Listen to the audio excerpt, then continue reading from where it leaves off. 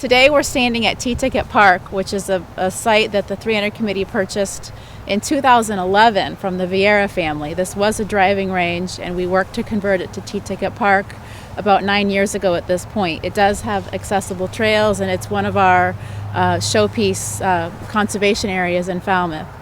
For this 35th anniversary year, we're really focused on continuing our mission of land protection, stewardship, and connecting people with nature.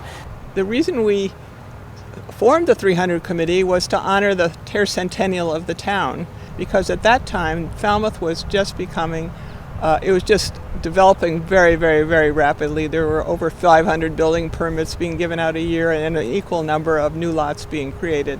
So a group of people got together and we decided we would try to see if we could get the town to preserve 300 acres in 1986. We ended up actually in the first year preserving 400 acres.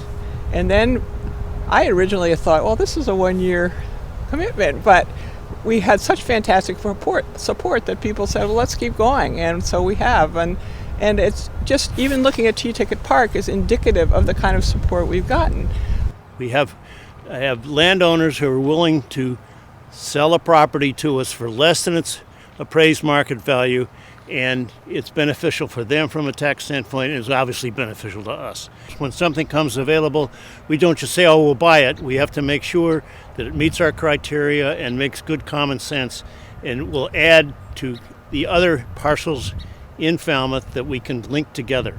So the goal that the 300 Committee is working towards with land protection is the Town of Falmouth goal, which is to preserve 30% of Falmouth's land area as permanently protected open space.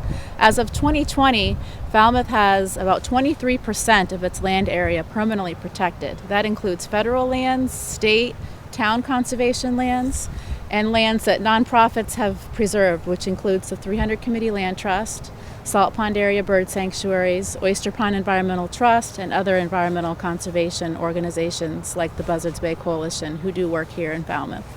For each of our properties in our conservation restriction areas, we have a steward who is out there on a regular basis at a minimum of once a year. Their basic job is to look for perhaps trash, perhaps incursions by dumping and things like that, or for invasive species. And keep an eye on the trails as well, too, to make sure the trails don't get either overgrown or tree falls happen in them.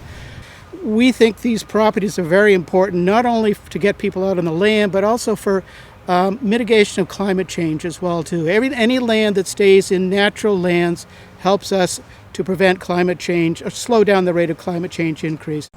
Town land and the 300 Committee land and the other land trust land in town is open to everybody.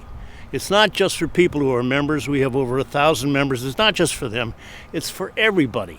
There's just something very special about being outside, and one positive outcome of this pandemic is people are really getting out and enjoying the open spaces. I think we've had more people out on the land than ever by far. So I'm just really so excited that the 300 Committee has been so successful, because when you start something, you never quite know where it's going to go. But the town has been incredibly supportive, and I think that's the key.